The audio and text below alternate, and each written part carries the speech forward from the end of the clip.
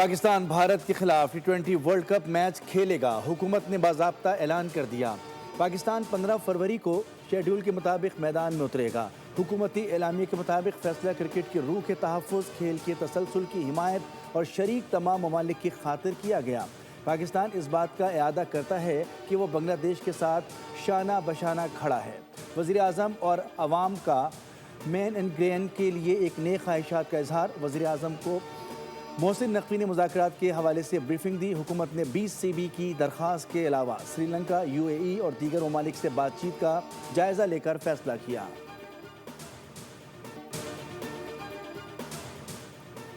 ICC اور بھارت چاروں شانے چت۔ پاکستان نے بنگلہ دیش کا مقدمہ لڑا اور جیت لیا۔ ICC نے PCB اور BCB کے ساتھ مذاکرات کی تفصیلات جاری کر دی۔ بیان کے مطابق ٹی20 ورلڈ کپ 2026 میں عدم شرکت پر بنگلہ دیش پر کوئی جرمانہ عائد نہیں ہوگا۔ بنگلہ دیش کو ICC ایونٹ کی میزبانی بھی دی جائے گی۔ ICC کے چیف ایگزیکٹو سنجیو گپتا نے بیان میں کہا کہ ٹی20 ورلڈ کپ میں بنگلہ دیش کی عدم شرکت افسوسناک ہے۔ بنگلہ دیش ایک اہم کرکٹ ملک ہے جو طویل مدتی سرمایہ کاری، مسابقت اور عالمی سطح پر انضمام کا مستحق ہے اور اسے قلیل مدتی رکاوٹوں سے نہیں پرکھا جا سکتا۔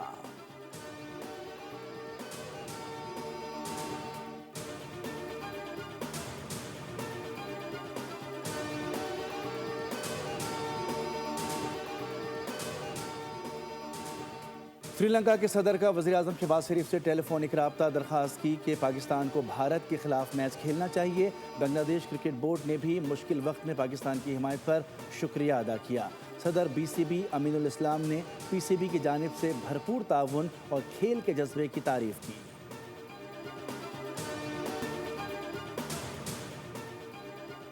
ٹی20 ورلڈ کپ میں پاکستان اپنا دوسرا گروپ میچ آج امریکہ کے خلاف کھیلے گا۔ میچ پاکستانی وقت کے مطابق شام 6:30 پر شروع ہوگا۔ گروپ اے میں پاکستان ایک میچ جیت کر دوسرے نمبر پر ہے۔ گرین شرٹس نے پہلے میچ میں نیدرلینڈز کو سنسنی خیز مقابلے کے بعد 3 وکٹوں سے شکست دی تھی۔ PSL کی فرنچائز ملتان سلطان 2 ارب 45 کروڑ روپے میں فروخت۔ PSL کی تاریخ کی مہنگی ترین ٹیم بن گئی۔ نئے مالکان نے ملتان کا نام راولپنڈی رکھ دیا۔ مالکانہ حقوق کے لیے 5 بیڈرز کے درمیان مقابلہ ہوا۔ بولی 1 ارب 82 کروڑ سے شروع ہوئی۔ ولی ٹیک نے سب سے زیادہ بولی لگائی اور ملتان سلطان کے مالک بن گئے۔ ان کا کہنا تھا کہ ہم ٹیم خریدنے کی ہی نیت سے آئے تھے۔ چیئرمین PCB محسن نقوی نے چابی نئے مالکان کو سونپ دی۔ کہا کہ ولی ٹیک کو مبارکباد پیش کرتا ہوں۔ CEO PSL سلمان نصیر کا کہنا تھا کہ PSL پاکستان کا سب سے بڑا برانڈ ہے۔ ماضی کے اندر کوئی چیپٹر بتا دے تاریخ کا، میرا بھائی محمود خان نے بتایا کہ ہم نے کبھی اگریشن جو ہے افغانستان کے خلاف جو ہے 2 جنگیں جو ہیں ان میں ہم معاون ضرور رہے ہیں سپر پاورز کے، اور اس کی قیمت آج بھی ادا کر رہے ہیں ان غلطیوں کی۔ ہماری جنگ نہیں تھی، میں پھر کہوں گا کہ ہماری جنگ نہیں تھی، جنگیں دونوں ہماری نہیں تھی۔ وزیر دفاع خواجہ آصف نے روس کے خلاف جنگ کو جہاد ماننے سے انکار کر دیا۔ قومی اسمبلی میں خطاب میں کہا کہ روس کے خلاف جنگ ایک سپر پاور کی جنگ تھی۔ افغانستان میں پاکستان نے جہاد نہیں لڑا، ہمیں استعمال کرنے کے بعد پھینک دیا گیا۔ 9/11 افغانستان نے نہیں کرایا، لیکن ہم کرائے کی جنگ لڑتے رہے۔ ایک شخص نے امریکہ کی خوشنودی کے لیے ملک کو امریکہ کی فرنٹ لائن اسٹیٹ بنا دیا۔ بھارت اب براہ راست جنگ کی ہمت نہیں کرے گا۔ مودی نہ گھر کا نہ گھاٹ کا رہا، ہمیں بنگلہ دیش کے ساتھ تعلقات استوار کرنے کا موقع ملا ہے۔ ہم نے غیر ملکی حملہ آوروں کے ناموں پر سڑکوں کے نام رکھے، ہم اپنے ہیروز کو اپنا ہیرو کیوں نہیں مانتے؟ پاکستان اب مصنوعی ذہانت کے شعبے میں عالمی سطح پر قدم رکھنے کے لیے تیار ہے۔ پاکستان مشترکہ راہ پر جوش اور عزم کے ساتھ قدم بڑھا رہا ہے۔ انڈس AI ویک ٹیکنالوجیکل منظرنامے کو بدل دے گا۔ وزیر اعظم شہباز شریف کا تقریب سے خطاب ایونٹ عالمی سطح پر پاکستان کو مضبوط پارٹنر کے طور پر سامنے لائے گا۔ کہا کہ بطور وزیر اعلیٰ پنجاب میں نے IT اور تعلیم کے شعبے پر خصوصی توجہ دی۔ لاہور میں پہلا سیف سٹی منصوبہ بنایا، ملک کی پہلی IT یونیورسٹی قائم کی، زمین کے ریکارڈ کی شفافیت کو یقینی بنایا گیا۔ پاکستان کی 24 کروڑ آبادی میں 60% نوجوان ہیں۔ نوجوانوں کو جدید علم اور مہارتوں سے آراستہ کرنا وقت کی ضرورت ہے۔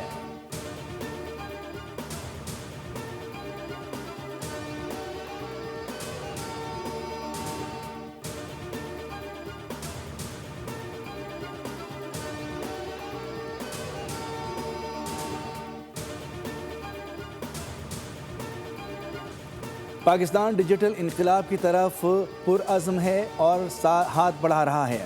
2025 میں AI پالیسی بنائی گئی، 2026 میں عمل درآمد شروع کیا گیا۔ وزیر IT شزا فاطمہ نے انڈس AI ویک کی افتتاحی تقریب سے خطاب کرتے ہوئے کہا کہ نجی شعبہ ڈیجیٹل تبدیلی کی قیادت کرے گا۔ پاکستان جدت، علم اور ترقی کا سفر جاری رکھے گا۔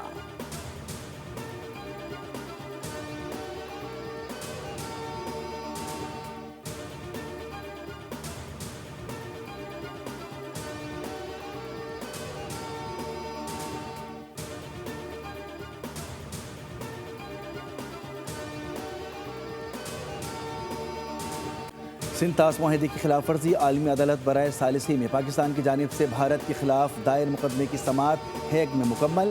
پاکستان نے بھارت کے متنازع ڈیزائن اور ہائیڈرو پاور منصوبے پر بھرپور اعتراضات اٹھائے۔ بھارت نے سماعت میں طلبی کا کوئی جواب نہیں دیا اور نہ ہی عدالت میں پیش ہوا، جسے ماہرین بھارت کی کمزوری اور کمزور قانونی پوزیشن کا اعتراف قرار دے رہے ہیں۔ پاکستان نے عالمی عدالت میں واضح کر دیا ہے کہ بھارت منصوبے ترقی نہیں بلکہ معاہدے کی کھلی خلاف ورزی ہے اور پانی پر کسی قسم کا ڈاکہ قبول نہیں کیا جائے گا۔ کروڑوں گھریلو صارفین اضافی بوجھ کے لیے ہو جائیں تیار، فکس چارجز کی حکومتی درخواست پر نیپرا آج سماعت کرے گا۔ پہلی بار ماہانہ 300 یونٹ تک کے گھریلو صارفین پر فکس چارجز لگیں گے۔ ماہانہ 100 یونٹ تک کے پروٹیکٹڈ صارفین پر 200 روپے اور 200 یونٹ تک کے پروٹیکٹڈ صارفین پر 300 روپے فکس چارجز لگائے جا سکتے ہیں۔ ماہانہ 100 یونٹ تک کے نان پروٹیکٹڈ صارفین پر 175 روپے ماہانہ فکس چارجز لگیں گے۔ کمرشل صارفین کے لیے 1 روپے 15 پیسے، جبکہ صنعتی شعبے کے لیے فی یونٹ بجلی 5 روپے تک سستی کرنے کی درخواست کی گئی ہے۔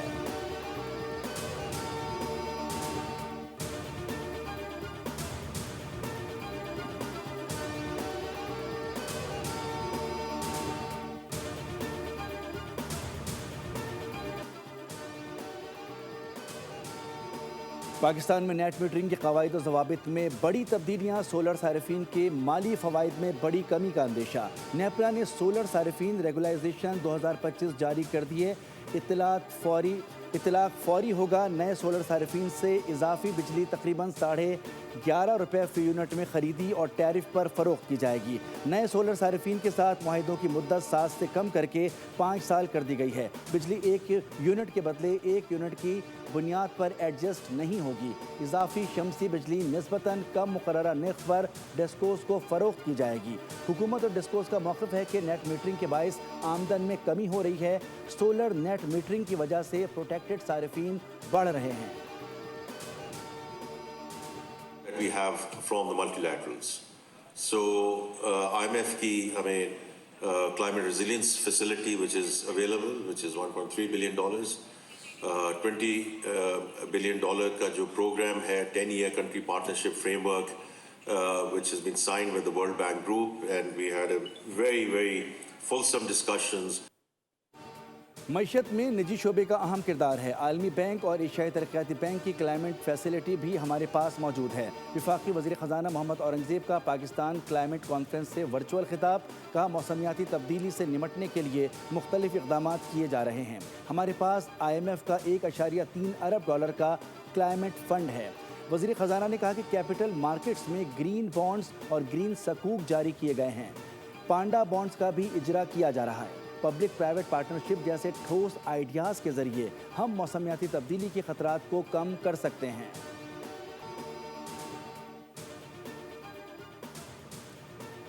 ملکی معیشت میں بتدریج بہتری آ رہی ہے مگر رفتار سست ہے۔ معاشی استحکام کے اقدامات آؤٹ لک کو سہارا دے رہے ہیں۔ آئندہ 12 سے 18 ماہ میں پاکستانی بینکوں کی کارکردگی مستحکم رہنے کا امکان ہے۔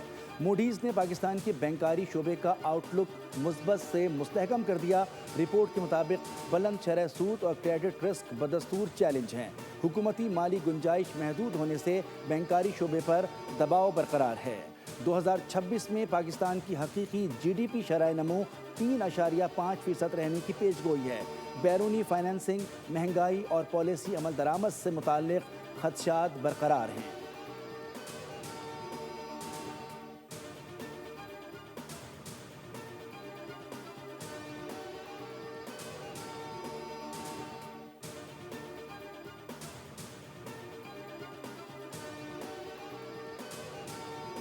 کان دھرنے کو بالکل تیار نہیں ہیں.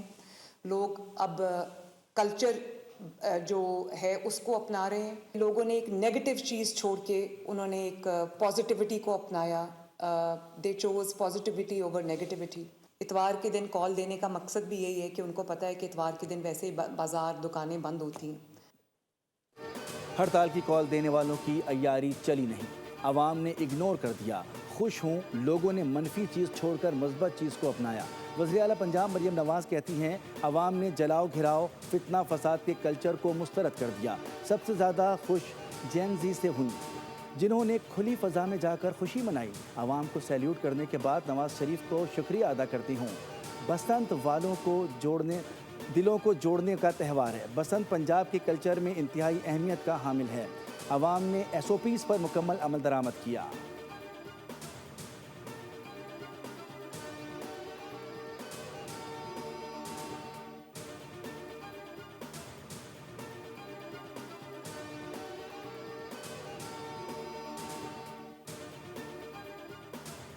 سپریم کورٹ نے بانی پی ٹی آئی سے فوری ملاقات کی استدعا مسترد کر دی. ریمارکس دیے ہم بغیر نوٹس ایسا کوئی حکم نہیں دے سکتے. قابل سماعت ہونے کے اعتراض کی رکاوٹ کو عبور کرنا ہوگا. مقدمات دوسری عدالتوں میں زیر التوا ہیں. عدالت میں تحریک انصاف کے وکیل لطیف کھوسا نے بانی پی ٹی آئی سے ملاقات کی استدعا کی تھی. چیف جسٹس یحییٰ آفریدی نے ریمارکس دیے ہمارے خیال میں یہ کیس غیر مؤثر ہو چکا ہے. 24 اگست 2023 کا حکم نامہ تھا جس کے خلاف کیس آیا تھا. دیکھنا ہوگا کہ کیس غیر مؤثر ہو چکا یا بھی چلایا جا سکتا ہے.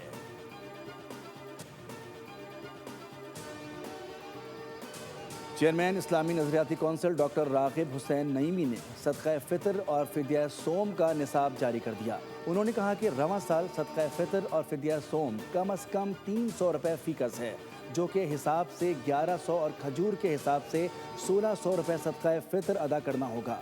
ڈاکٹر نعیمی نے کہا کہ صدقہ فطر ہر مسلمان پر فرض ہے جبکہ جان بوجھ کر روزہ توڑنے کا کفارہ 60 روزے رکھنے یا 60 مساکین کو کھانا کھلانے کی صورت میں ادا کرنا ہوگا.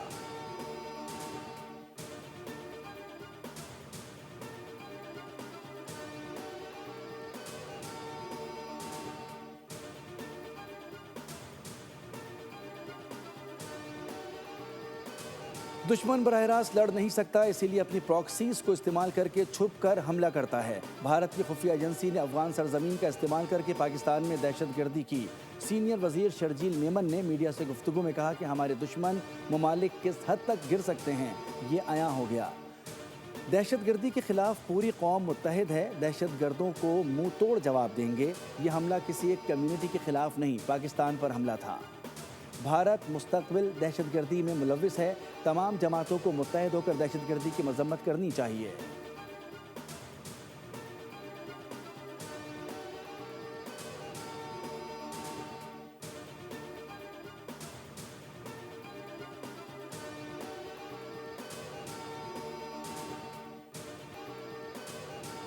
آئی سی سی T20 ورلڈ کپ کے مارکے. گروپ سی میں اسکاٹ لینڈ کی پہلی کامیابی. کولکتہ میں اٹلی کو بآسانی 73 رن سے ہرا دیا.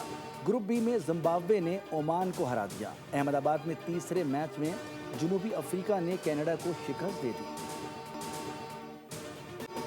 اور نامور شاعر اور ڈرامہ نویس امجد اسلام امجد کو بچھڑے 3 برس بیت گئے.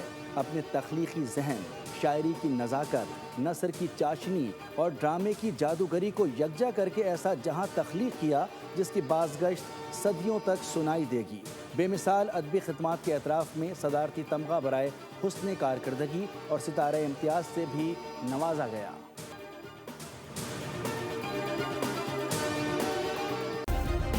سبسکرائب کریں اور بیل دبائیں تاکہ کوئی خبر رہ نہ جائے.